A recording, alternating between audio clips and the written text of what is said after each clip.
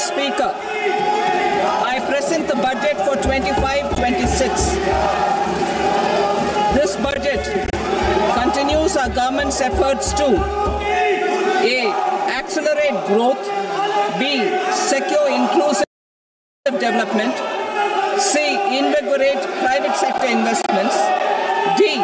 Uplift household sentiments, and E. Enhance spending power of India's rising middle class. Together, we embark on a journey to unlock our nation's tremendous potential for greater prosperity and global positioning under the leadership of Honorable Prime Minister Shri Narendra Modi. As we complete the first quarter of the 21st century, continuing geopolitical headwinds suggest lower global economic growth over the medium term. However, our aspiration for a Vikasit Bharat inspires us, and the transformative work we have done during our government's first 2 terms guides us to march forward resolutely. Our economy is the fastest growing among all major economies. Our development track record for the past 10 years and structural reforms have drawn global attention. Confidence in India's capability and potential has only grown in this period. We see the next 5 years as a unique opportunity to realize Sabka Vikas, stimulating balanced growth of all regions. The great Telugu poet and playwright Gurujada Apparao had said, "Deshamante matti kadoy, deshamante manushuloy," meaning a country is not just its soil, a country is its people. In line with this, for us, Vikasit Bharat encompasses zero poverty, 100% quality good school education, access to high quality, affordable and comprehensive health care, 100% skilled labor with meaningful employment, 70% women in economic activities, and farmers making our country the food basket of the world. In this budget, the proposed development measures span 10 broad areas, focusing on Garib, Youth, Annadata, and Nari, spurring agricultural growth and productivity, building rural prosperity and resilience, taking everyone together on an inclusive growth path, boosting manufacturing and furthering Make in India, supporting MSMEs, enabling employment-led development, investing in people, economy, and innovation, securing energy supplies, promoting exports, and nurturing innovation. For this journey of development, our 4 powerful engines are agriculture, MSME, investments, and exports. The fuel, our reforms, our guiding spirit, inclusivity, and the destination, Vikasit Bharat. This budget aims to initiate transformative reforms across 6 domains. During the first 5 years, these will augment our growth potential and global competitiveness. The domains are taxation, power sector, urban development, mining, financial sector, and regulatory reforms. Agriculture as the first engine. Now I move to specific proposals, beginning with agriculture as the first engine.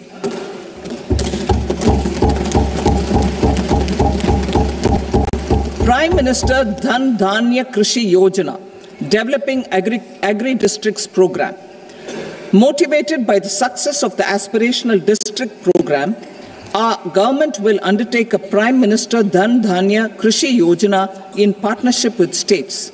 Through the convergence of existing schemes and specialized measures, the program will cover 100 districts with low productivity, moderate crop intensity, and below average credit parameters.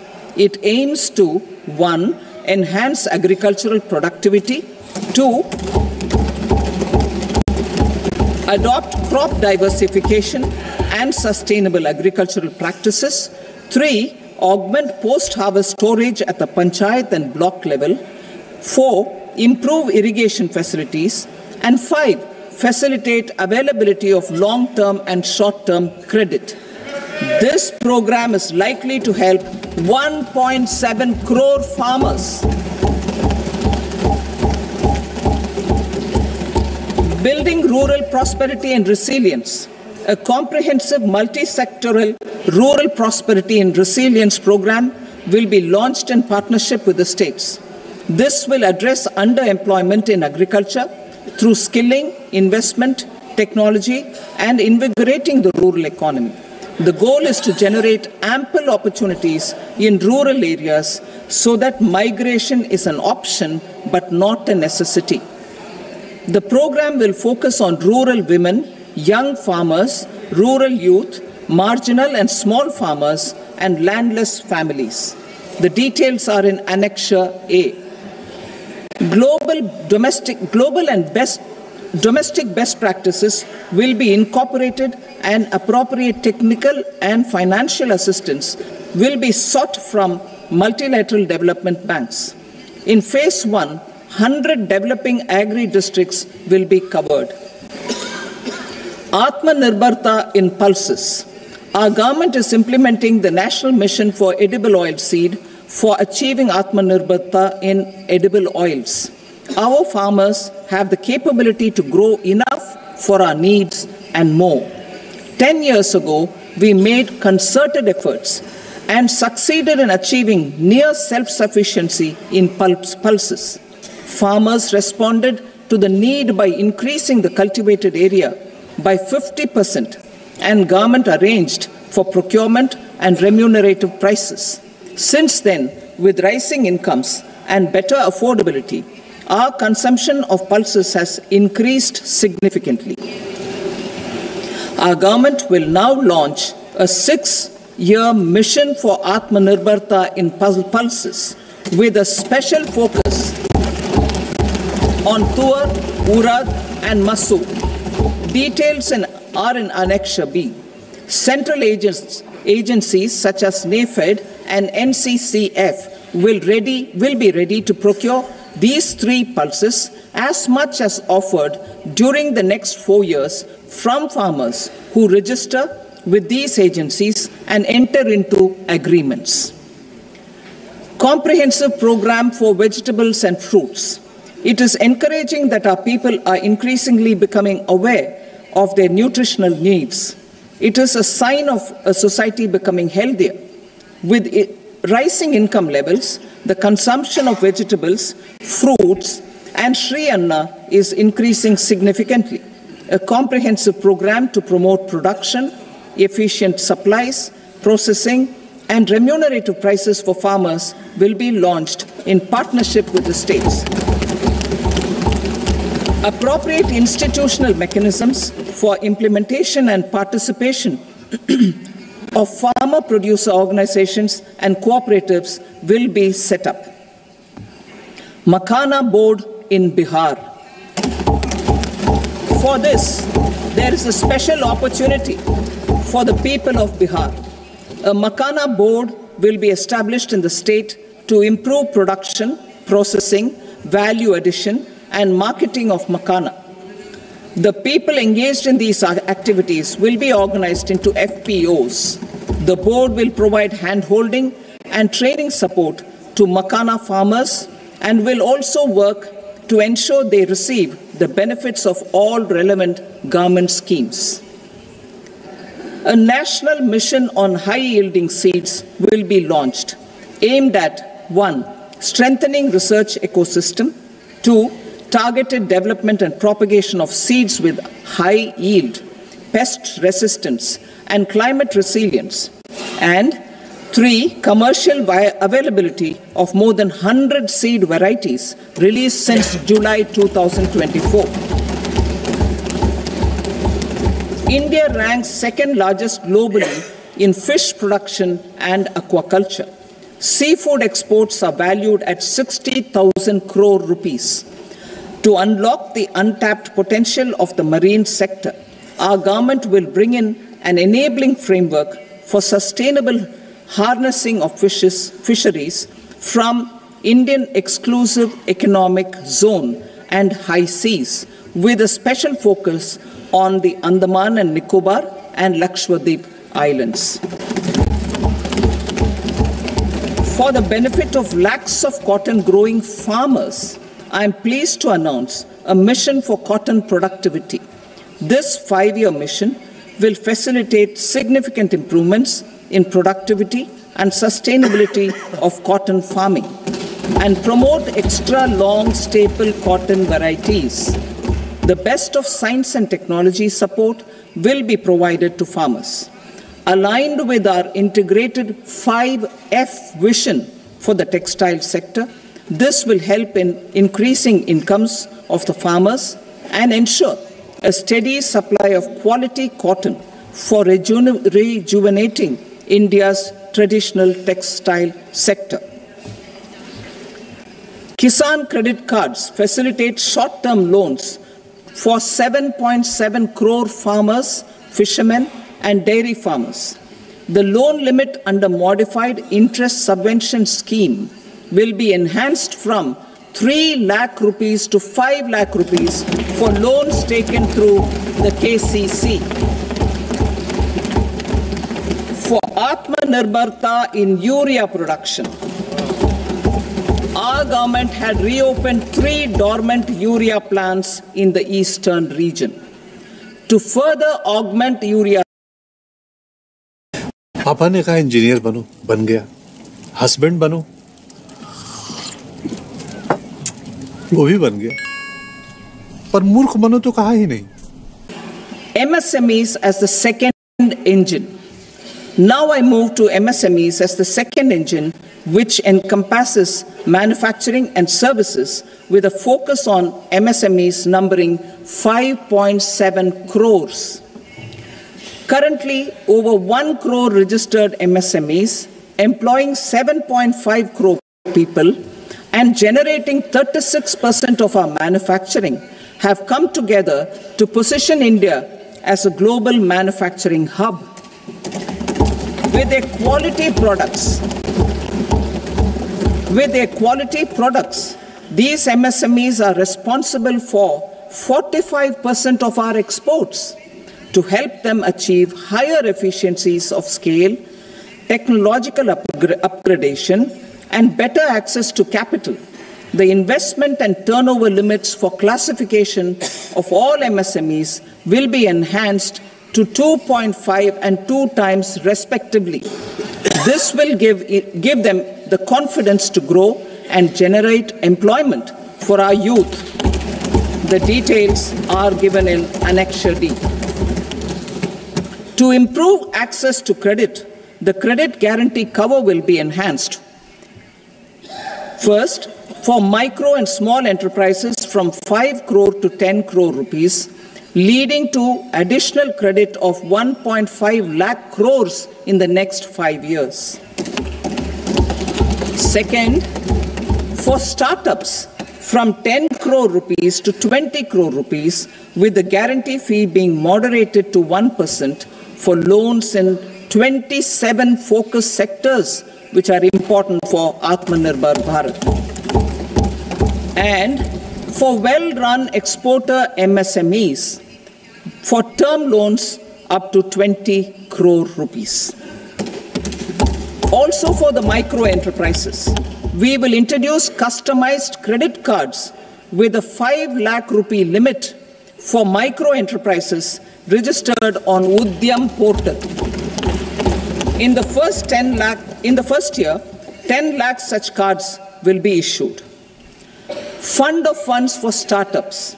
The alternate investment fund, AIFs, for startups have received commitments of more than 91,000 crores rupees. These are supported by the fund of funds set up with the Government of India's contribution of 10,000 crore rupees. Now, a new fund of funds with expanded scope and a fresh contribution of another 10,000 crore rupees will be set up. A new scheme will be launched for 5 lakh women, scheduled castes and scheduled tribes, first-time entrepreneurs. This will provide term loans up to 2 crore rupees during the next 5 years. The scheme will incorporate lessons from the successful Stand Up India scheme. Online capacity building for entrepreneurship and managerial skills will also be organized. Measures for labor-intensive sectors. To promote employment and entrepreneurship opportunities in labor-intensive sectors, our government will undertake specific policy and facilitation measures. To enhance the productivity, quality, and competitiveness of India's footwear and leather sector, a focused product scheme will be implemented. The scheme will support design capacity, component manufacturing, and machinery required for production of non-leather quality footwear, besides the support for leather footwear and products. The scheme is expected to facilitate employment for 22 lakh persons, generate over 4 lakh crore rupees, and exports of over 1.1 lakh crore rupees. Measures for the toys sector. Building on the National Action Plan for Toys, we will implement a scheme to make India a global hub for toys. The scheme will focus on development of clusters, skills, and a manufacturing ecosystem that will create high-quality, unique, innovative, and sustainable toys that will represent the Made in India brand. Support for food processing. In line with our commitment towards Purvodaya, we will establish a National Institute of Food Technology, Entrepreneurship and Management in Bihar. The institute will provide a strong fillip to food processing activities in the entire eastern region. This will result in 1. Enhanced income for the farmers through value addition to their produce, and 2. Skilling entrepreneurship and employment opportunities for the youth. Manufacturing mission, furthering Make in India. Our government will set up a national manufacturing mission covering small, medium, and large industries for furthering Make in India by providing policy support, execution roadmaps, governance, and monitoring framework for central ministries and states. Details are in Annexure E. Given our commitment to climate-friendly development, the mission will also support clean tech manufacturing. This will aim to improve domestic value addition and build our ecosystem for solar PV cells, EV batteries, motors and controllers, electrolyzers, wind turbines, very high voltage transmission equipment, and grid-scale batteries. Investment as the third engine. Now I move to investment as the third engine, which encompasses investing in people, investing in the economy, and investing in innovation. Investing in people. Saksham Anganwadi and Poshan 2.0. Saksham Anganwadi and Poshan 2.0 program provides nutritional support to more than 8 crore children, 1 crore pregnant women and lactating mothers all over the country, and about 20 lakh adolescent girls in aspirational districts and the Northeast region. The cost norms for these nutritional support will be enhanced appropriately. Atal Tinkering Labs. 50,000 Atal Tinkering Labs will be set up in government schools in the next 5 years to cultivate the spirit of curiosity and innovation and foster a scientific temper among young minds. Broadband connectivity to government secondary schools and PHCs. Broadband connectivity will be provided to all government secondary schools and primary health centers in rural areas under the BharatNet project.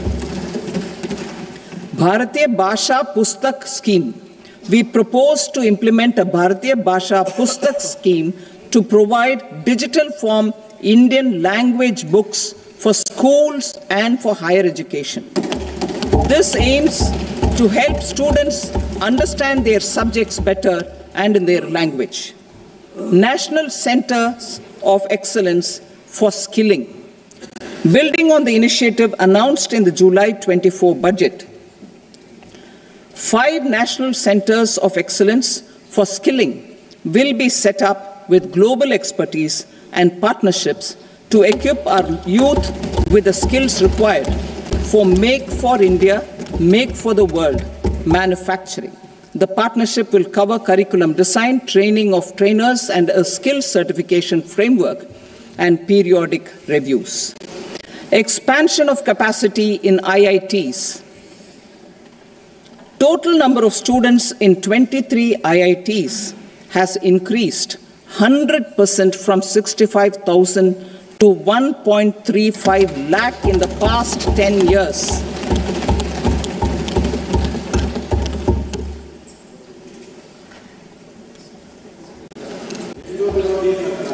Additional infrastructure will be created in the 5 IITs started after 2014 to facilitate education for 6,500 more students. Hostel and other infrastructure capacity at IIT Patna will also be expanded.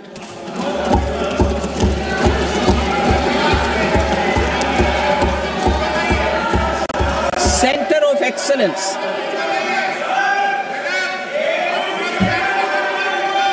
Center of Excellence in AI for Education. I had announced 3 centers of excellence in artificial intelligence for agriculture, health, and sustainable cities in 2023. Now a center of excellence in artificial intelligence for education will be set up with a total outlay of 500 crores.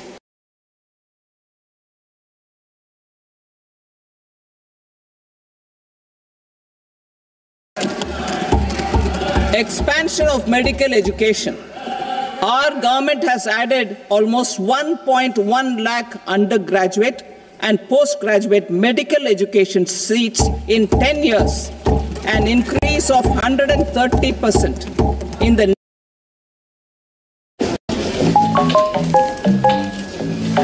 has been giving priority to assisting urban poor and vulnerable groups.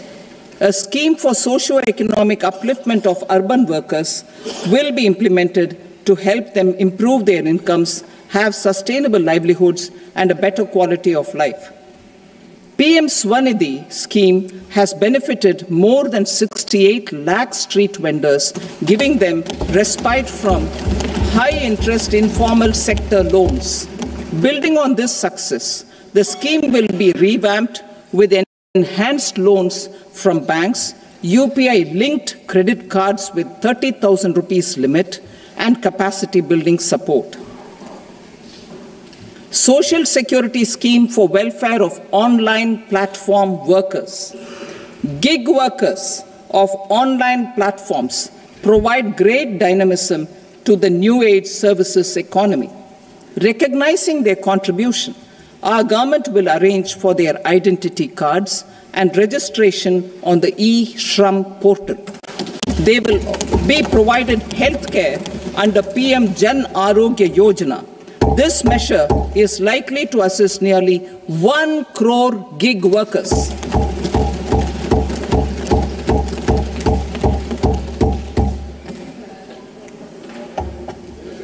Investing in the economy. Public-private partnership in infrastructure. Each infrastructure-related ministry will come up with a 3-year pipeline of projects that can be implemented in PPP mode. States will also be encouraged to do so and can seek support from the India Infrastructure Project Development Fund which is a scheme to prepare PPP proposals. Support to states for infrastructure. An outlay of 1.5 lakh crore is proposed for the 50-year interest-free loans to states for capital expenditure and incentives for reforms. Building on the success of the first asset monetization plan announced in 2021, the second plan for 2025 to 30 will be launched to plow back capital of 10 lakh crore in new projects. Regulatory and fiscal measures will be fine-tuned to support the plan. Jal Jeevan Mission. Since 2019, 15 crore households representing 80% of India's rural population have been provided access to portable tap water connections. To achieve 100% coverage, I am pleased to announce the extension of this mission until 2028 with an enhanced total outlay. The mission's focus will be on the quality of infrastructure and O&M of rural piped water supply schemes through Jan Bhagidari. A separate MOU or separate MOUs will be signed with the states and union territories to ensure sustainability and citizen-centric water services delivery. Urban sector reforms. Building on the July budget proposals, urban sector reforms related to governance, municipal services, urban land and planning will be incentivized. Urban Challenge Fund. The government will set up an urban challenge fund of 1 lakh crore rupees to implement the proposals for cities as growth hubs, creative redevelopment of cities, and for water and sanitation purposes announced in the July budget. This fund will finance up to 25% of the cost of bankable projects, with a stipulation that at least 50% of the cost is funded from bonds, bank loans, and PPPs. An allocation of 10,000 crore is proposed in 2025-26.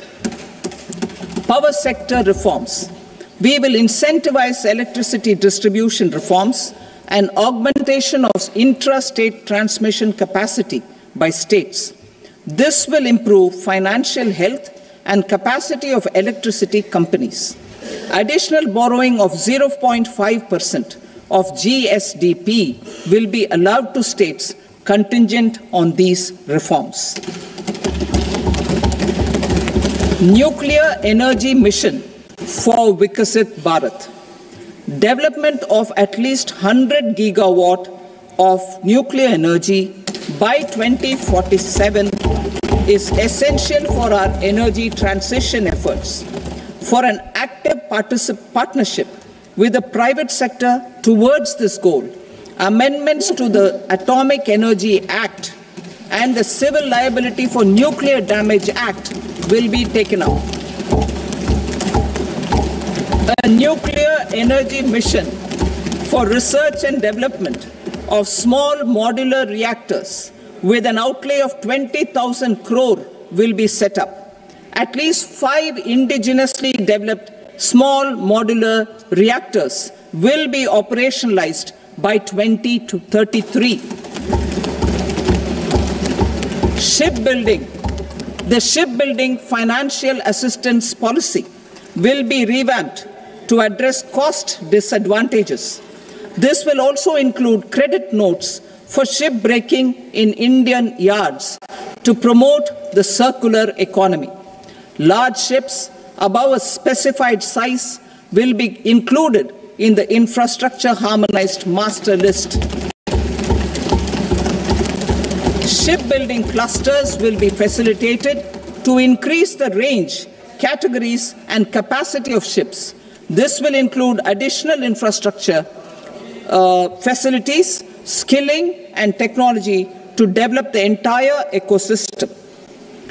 Maritime Development Fund. For long-term financing for the maritime industry, A maritime development fund with a corpus of 25,000 crore rupees will be set up. This will be for distributed support and promoting competition. This will have up to 49% contribution by the government, and the balance will be mobilized from ports and from private sector. UDAN regional connectivity schemes. UDAN has enabled 1.5 crore middle-class people to meet their aspirations for speedier travel. The scheme has connected 88 airports, and operationalized 619 routes. Inspired by that success, a modified UDAN scheme will be launched to enhance regional connectivity to 120 new destinations and carry 4 crore passengers in the next 10 years.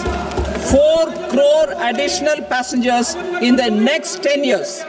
The scheme will also support helipads and smaller airports in hilly, aspirational and northeast regional districts. Greenfield airports will be facilitated in Bihar to meet the future needs of the state. These will be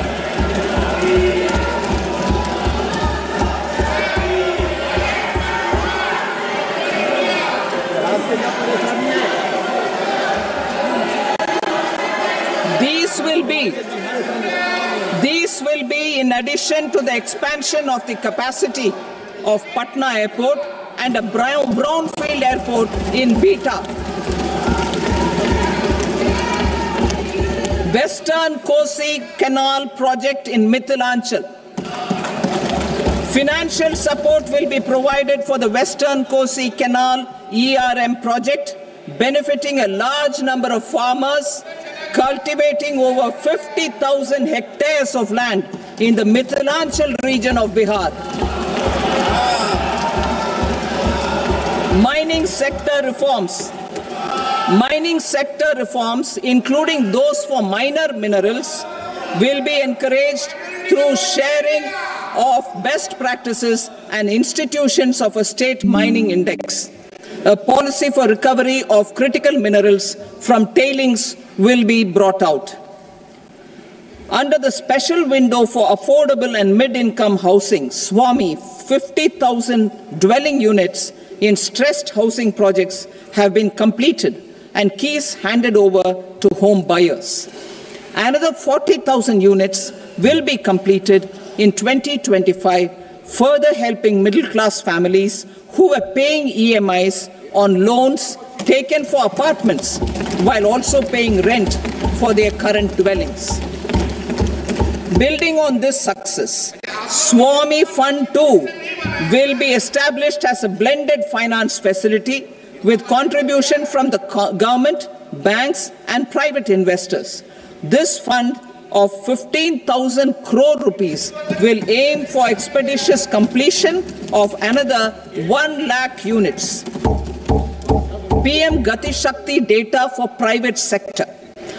For furthering PPPs and assisting the private sector in project planning, access to relevant data and maps from the PM Gati Shakti portal will be provided. Tourism for employment-led growth. Top 50 tourist destination sites in the country will be developed in partnership with states through a challenge mode. Land for building key infrastructure will have to be provided by the states. Hotels in these destinations will be included in the infrastructure harmonized list. The following measures will be taken for facilitating employment-led growth. Organizing intensive skill development programs for our youth, including in institutes of hospitality management. Providing mudra loans for homestays. Improving ease of travel and connectivity to tourist destinations. Providing performance-linked incentives to states for effective destination management, including tourist amenities, cleanliness, and marketing efforts, and introducing streamlined e-visa facilities along with visa fee waivers for certain tourist groups. Continuing with the emphasis on places of spiritual and religious significance, in the July budget, there will be a special focus on destinations related to the life and times of Lord Buddha. Medical tourism and heal in India.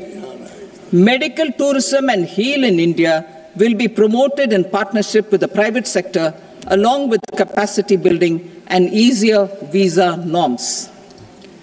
Investing in innovation. To implement private sector-driven research, development, and innovation initiatives announced in the July budget, I am now allocating 20,000 crore rupees for this purpose. A deep tech fund of funds will also be explored to catalyze the next generation startups as a part of this initiative. In the next 5 years, under the PM Research Fellowship Scheme, we will provide 10,000 fellowships for technological research in IITs and IISc with enhanced financial support. The second gene bank with 10 lakh germ plasm lines will be set up for future food and nutritional security. This will provide conservation support to both public and private sectors for genetic resources. We will start a national geospatial mission to develop foundational geospatial infrastructure and data. Using PM Gati Shakti, this mission will facilitate modernization of land records, urban planning, and design of infrastructure projects.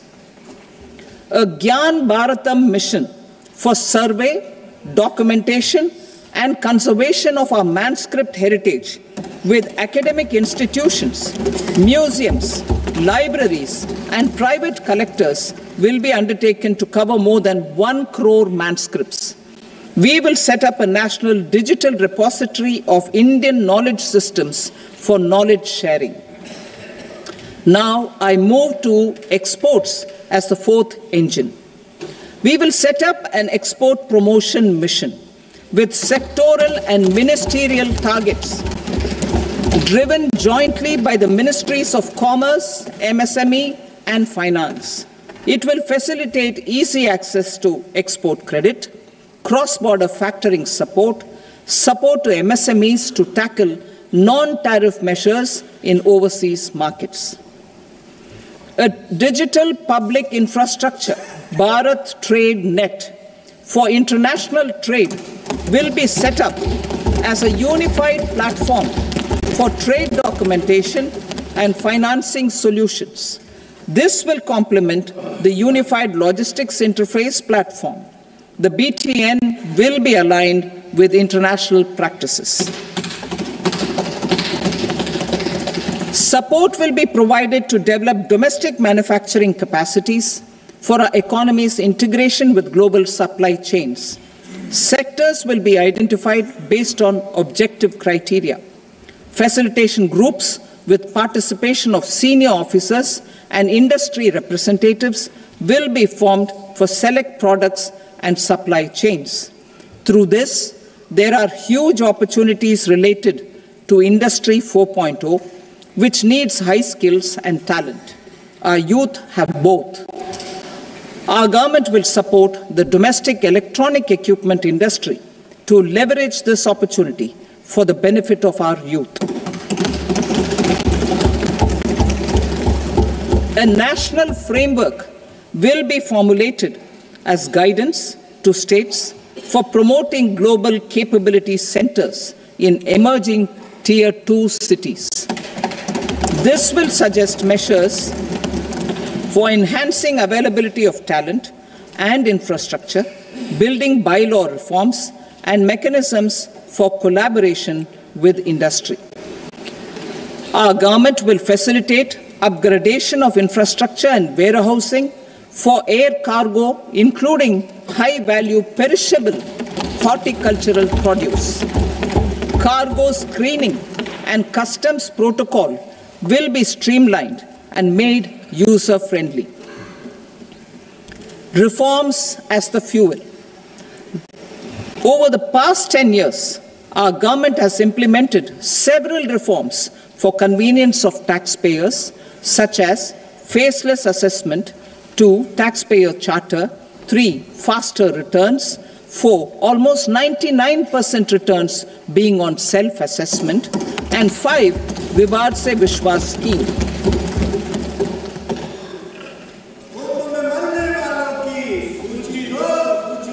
Continuing these efforts, I reaffirm the commitment of the tax department to trust first, scrutinize later. I also propose to introduce the new income tax bill next week. I will detail the indirect tax reforms and changes in direct taxes in Part B. Financial sector reforms. The FDI limit for the insurance sector will be raised from 74 to 100%. This enhanced limit will be available for those companies which invest the entire premium in India. The current guardrails and conditionalities associated with foreign investment will be reviewed and simplified. The services of India Post Payment Bank will be deepened and expanded in rural areas. NABFID will set up a partial credit enhancement facility for corporate bonds for infrastructure. Public sector banks will develop Grameen Credit Score framework to serve the credit needs of SHG members and people in rural areas. A forum for regulatory coordination and development of pension products will be set up. To implement the earlier announcement on simplifying the KYC processes, the revamped Central KYC Registry will be rolled out in 2025. We will also implement a streamlined system for periodic updating. Requirements and procedures for speedy approval of company mergers will be rationalized. The scope for fast-track mergers will also be widened and the process made simpler. As proposed in the interim budget, we signed bilateral investment treaties with 2 countries in 2024 to encourage sustained foreign investment, and in the spirit of First Develop India, the current model BIT will be revamped and made more investor-friendly. In the last 10 years, in several aspects, including financial and non-financial, our government has demonstrated a steadfast commitment to ease of doing business. We are determined to ensure that our regulations must keep up with technological innovations and global policy developments. A light-touch regulatory framework based on principles and trust will unleash productivity and employment. Through this framework, we will update regulations that were made under old laws. To develop this modern, flexible, people-friendly, and trust-based regulatory framework appropriate for the 21st century, I propose 4 specific measures. A high-level committee for regulatory reforms will be set up for a review of all non-financial sector regulations, certifications, licenses, and permissions. The committee will be expected to make recommendations within a year. The objective is to strengthen trust-based economic governance and take transformational measures to enhance ease of doing business, especially in matters of inspection and compliances. States will be encouraged to join in this endeavor. An investment friendliness index of states will be launched in 2025 to further the spirit of competitive, cooperative federalism. Under the Financial Stability and Development Council, A mechanism will be set up to evaluate impact of the current financial regulations and subsidiary instructions. It will also formulate a framework to enhance their responsiveness and development of the financial sector. In the Jan Vishwas Act 2023, more than 180 legal provisions were decriminalized.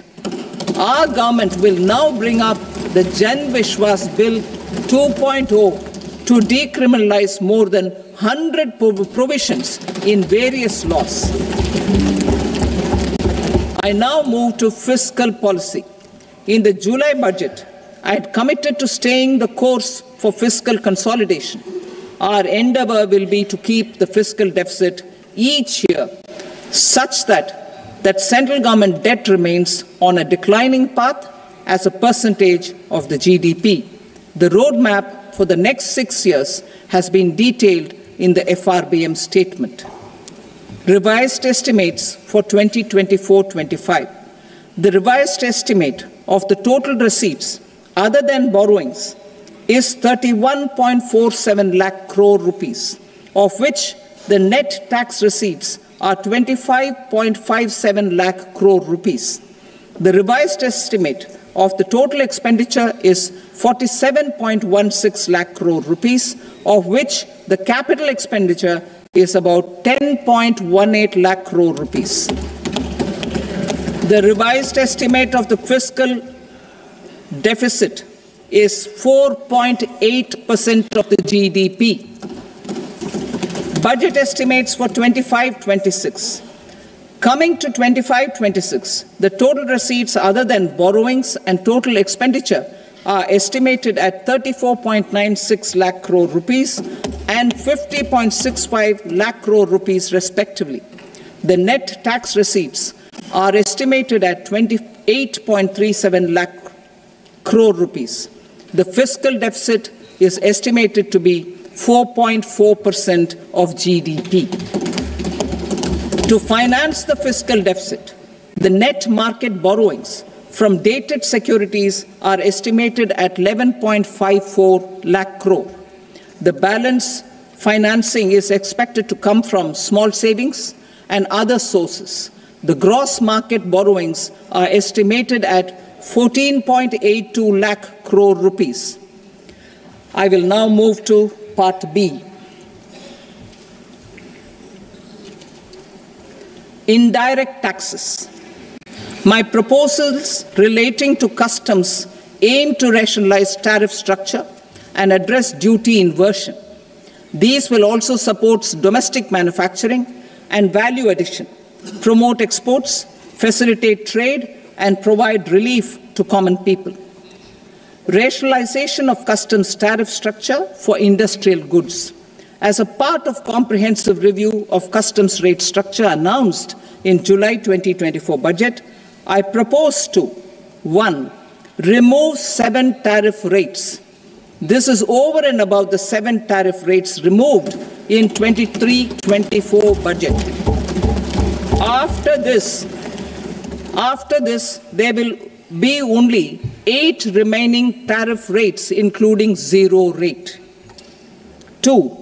Apply appropriate cess to broadly maintain effective duty incidence, except on a few items where such incidence will reduce marginally.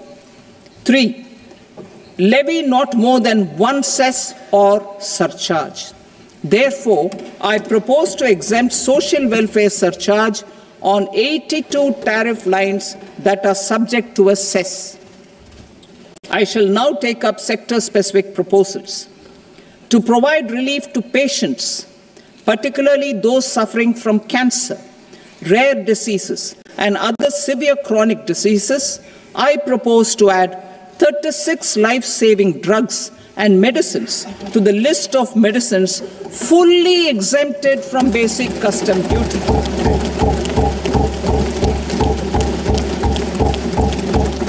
I also propose to add 6 life-saving medicines to the list attracting concessional custom duty of 5%. Full exemption and concessional duty will also respectively apply on the bulk drugs for manufacture of the above.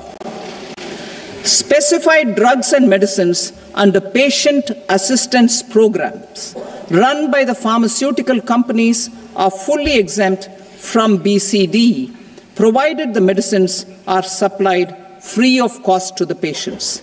I propose to add 37 more medicines along with 13 new patient assistance programs. Support to domestic manufacturing and value addition. Critical minerals. In the July 2024 budget, I had fully exempted BCD on 25 critical minerals that are not domestically available. I had also reduced BCD of 2 other such minerals to provide a major fillip to their processing, especially by MSMEs. Now, I propose to fully exempt cobalt powder and waste, the scrap of lithium-ion battery, lead, zinc, and 12 more critical minerals. This will help secure their availability for manufacturing in India and promote more jobs for our youth. To promote domestic production of technical textile products such as agro-textiles, medical textiles, and geotextiles at competitive prices, I propose to add 2 more types of shuttle-less looms to the list of fully exempted textile machinery. I also propose to revise the BCD rate on knitted fabrics covered by 9 tariff lines from 10 or 20 to 20% or 115 rupees per kg, whichever is higher. Electronic goods. In line with our Make in India policy and to rectify inverted duty structure, I propose to increase the BCD on interactive flat panel display from 10% to 20% and reduce the BCD to 5% on open cell and other components. In 23-24 budget, for the manufacture of open cells of LCD, LED TVs, I had reduced the BCD on parts of open cells from 5% to 2.5%. To further boost the manufacture of such open cells, the BCD on these parts will now stand exempted. Lithium-ion battery.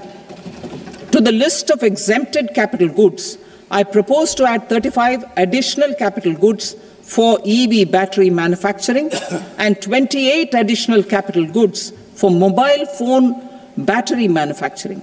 This will boost domestic manufacture of lithium-ion batteries, both for mobile phones and for electric vehicles. Shipping sector. Considering that shipbuilding has a long gestation period, I propose to continue the exemption of BCD on raw materials, components, consumables, or parts for the manufacture of ships for another 10 years.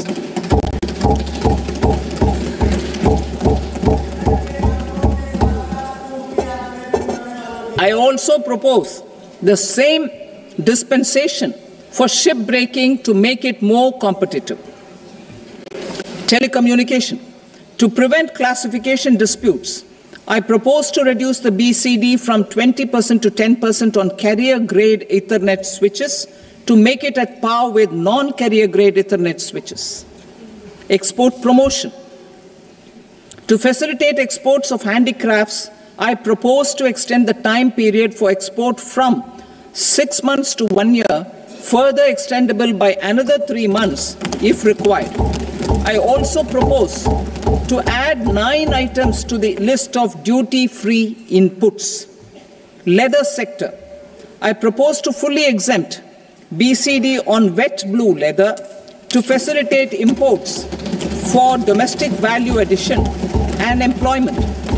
I also propose to exempt crust leather from 20% export duty to facilitate exports by small tanners. Marine products. To enhance India's competitiveness in the global seafood market, I propose to reduce BCD from 30% to 5% on frozen fish paste, surimi, for manufacture and export of its analog products. I also propose to reduce BCD from 15% to 5% on fish hydrolysates for manufacture of fish and shrimp feed.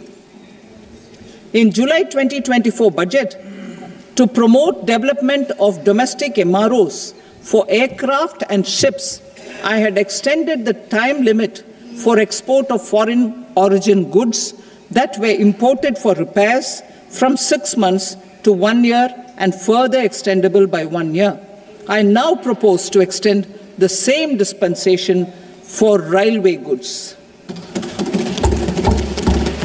Time limit for provisional assessment.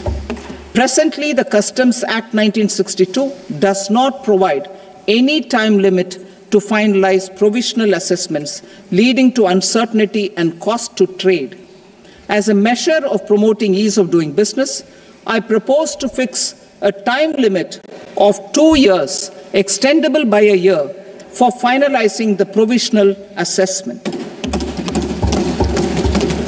I propose to introduce a new provision that will enable importers or exporters, after clearance of goods, to voluntarily declare material facts and pay duty with interest but without penalty. This will incentivize voluntary compliance. However, this will not apply in cases where department has already initiated audit or investigation proceedings. For industry to better plan their imports, I propose to extend the time limit for the end use of imported inputs in the relevant rules from 6 months to 1 year. This will provide operational flexibility in view of cost and uncertainty of supply. Further, such importers will now have to file only quarterly statements instead of a monthly statement.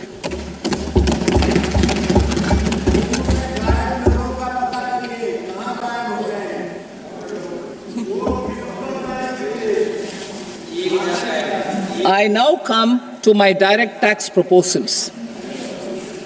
In Part A, I have briefly underlined taxation reforms as one of key reforms to realize our vision of Vikasit Bharat. In respect of criminal law, our government had earlier ushered in Bharatiya Nyaya Sanhita, replacing Bharatiya Danda Sanhita. I am happy to inform this august House and the country that for new income tax bill will carry forward the same spirit of Nyaya in its drafting as well.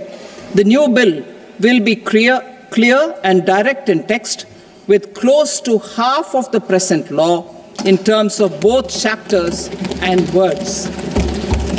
It will be simple to understand for taxpayers and tax administrators, leading to tax certainty and reduced litigation. Reforms, however, are not a destination. They are means to achieve good governance for our people and economy. Providing good governance primarily involves being responsive. The Tirukural captures this in verse 542, which reads, "Vaanokki vaazhum ulagallam, mannavan kol nokki vaazhum kudi," meaning, just as the living beings live expecting rains, citizens live expecting good governance.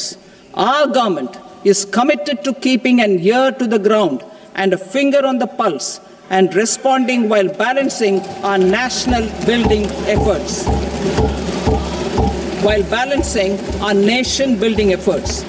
The following measures will detail just how our government will, under the guidance of PM Modi, has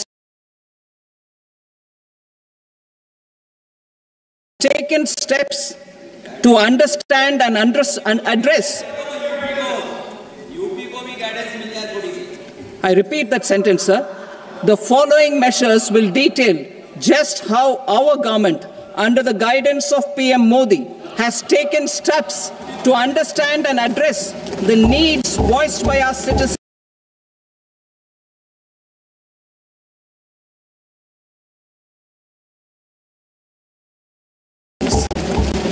tax proposals are guided by this spirit.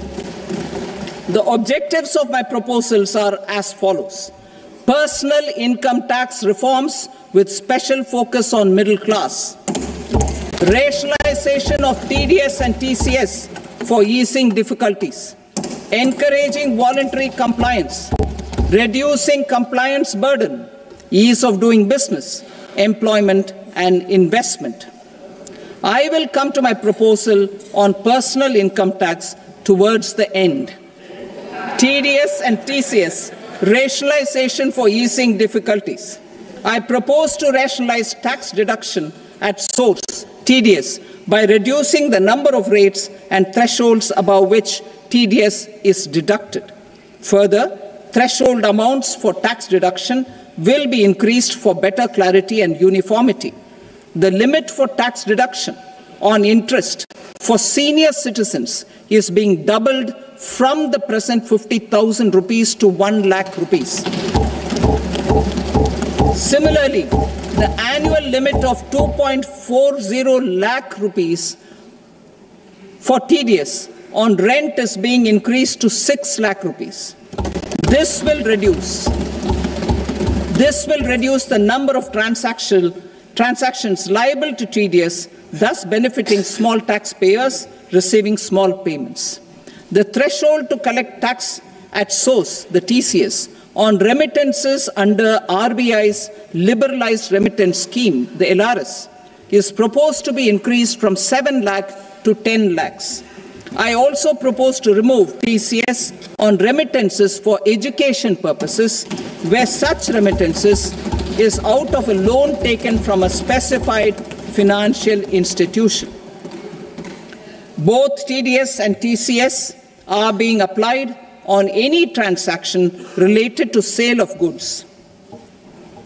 To prevent such compliance difficulties, I propose to omit the TCS. I also propose that the provisions of the higher TDS deduction will now apply only in non-PAN cases. In July 2024, the delay for payment of TDS up to the due date of filing statement was decriminalized. I propose to provide the same relaxation to TCS provisions as well. The government under the leadership of Prime Minister Modi believes in Sabka Saath, Sabka Vikas, Sabka Vishwas and Sabka Prayas. In line with this, we brought in updated return facility in 2022 for voluntary compliance by taxpayers who had omitted to report their correct income. Our trust in taxpayers was proved right. Nearly 90 lakh taxpayers voluntarily updated their incomes by paying additional tax. Taking this trust further, I now propose to extend the time limit to file updated returns for any assessment year from the current limit of 2 years to 4 years. I propose to reduce the compliance burden for small charitable trusts and institutions by increasing their period of registration from 5 years to 10 years. It is also proposed that disproportionate consequences do not arise for minor defaults, such as incomplete applications filed by charitable entities. Presently, taxpayers can claim the annual value of self-occupied properties as nil only on the fulfillment of certain conditions. Considering the difficulties faced by taxpayers, it is proposed to allow the benefit of 2 such self-occupied properties without any condition.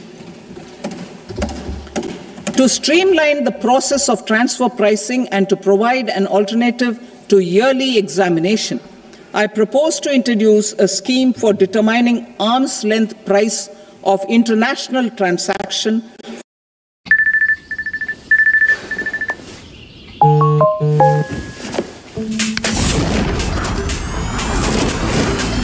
Wake up, rested, work out, get in. Wow, the day just clicks.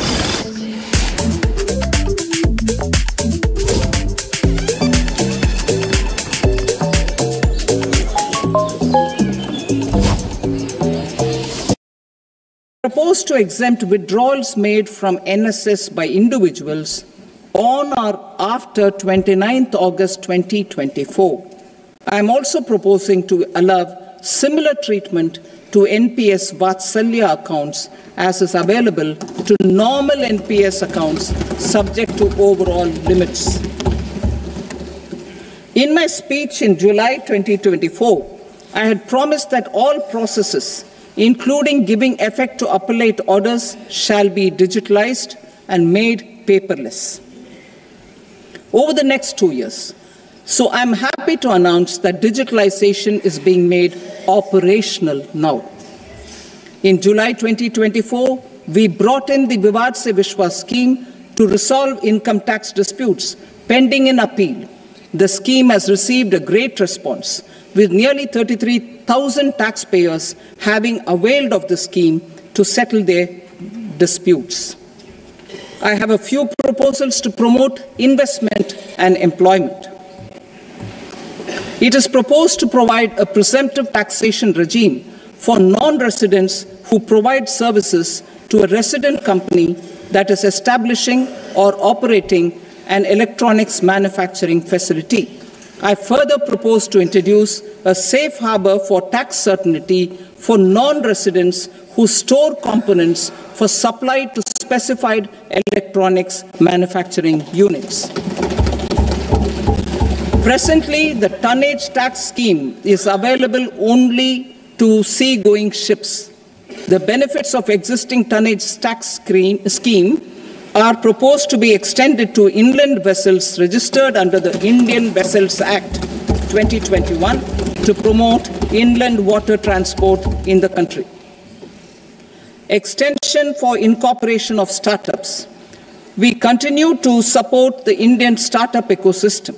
I propose to extend the period of incorporation by 5 years to allow the benefit available to startups which are incorporated before 1/4/2030. In order to attract and promote additional activities in the IFSC, I am inter alia proposing specific benefits to ship leasing units, insurance offices, and treasury centers of global companies which are set up in IFSC. Further, to claim benefits, the cutoff date for commencement in IFSC has also been extended by 5 years to 31/3/2030. Category 1 and Category 2 AIFs are undertaking investments in infrastructure and other such sectors. I propose to provide certainty of taxation to these entities on the gains from securities, to promote funding from sovereign wealth funds and pension funds to the infrastructure sector. I propose to extend the date of making an investment by 5 more years up to 31st March 2030.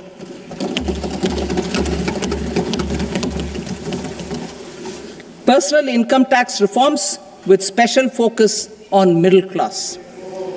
Democracy, demography, and demand are the key support pillars in our journey towards Vikasit Bharat. The middle class provides strength for India's growth. This government, under the leadership of Prime Minister Modi, has always believed in the admirable energy and ability of the middle class in nation building. In recognition of their contribution,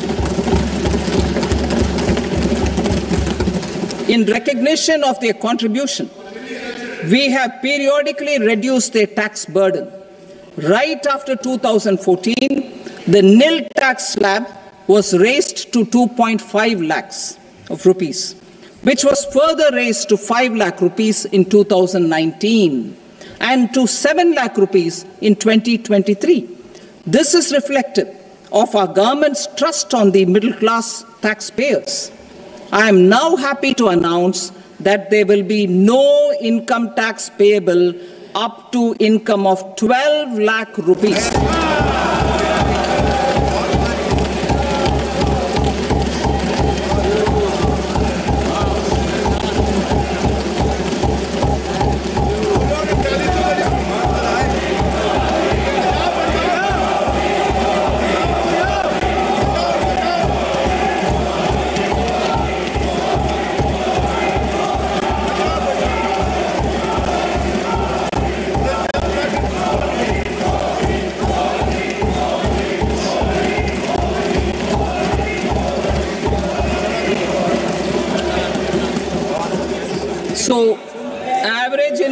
1 lakh per month other than the special rate income such as capital gains under the new regime.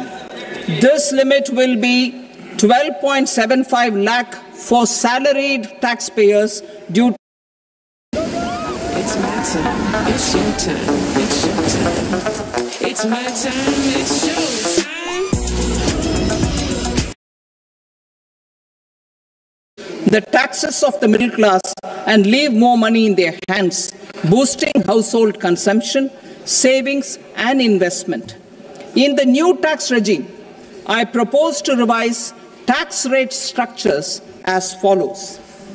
0 to 4 lakh rupees nil, 4.8 lakh rupees to 4 to 8 lakh rupees 5%, 8 to 12 lakh rupees 10%, 12 to 16 lakh rupees 15%, 16 to 20 lakh rupees 20%, 20 to 24 lakh rupees 25%, and above 24 lakh rupees 30%. To taxpayers up to 12 lakh of normal income other than special rate income such as capital gains. I read that again. To taxpayers up to 12 lakh of income other than special rate income such as capital gains, tax rebate is being provided in addition to the benefit due to slab rate reduction in such a manner that there is no tax payable by them. The total tax benefit of slab rate changes and rebate at different income levels can be illustrated with a few examples. A taxpayer in the new regime with an income of 12 lakh rupees will get a benefit of 80,000 rupees in tax, which is 100% of tax payable as per the existing rates. A person having income of 18 lakh rupees will get a benefit of 70,000 rupees in tax, that is 30% of tax payable as per existing rates.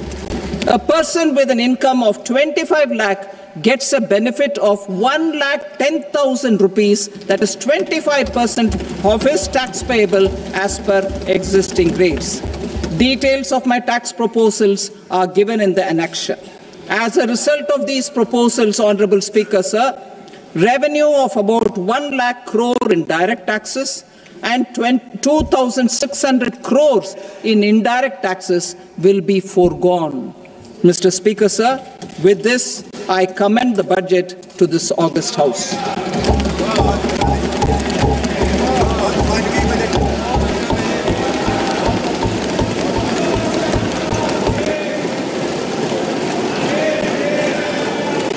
Item number 2, Srimati Nirmala Sitharaman.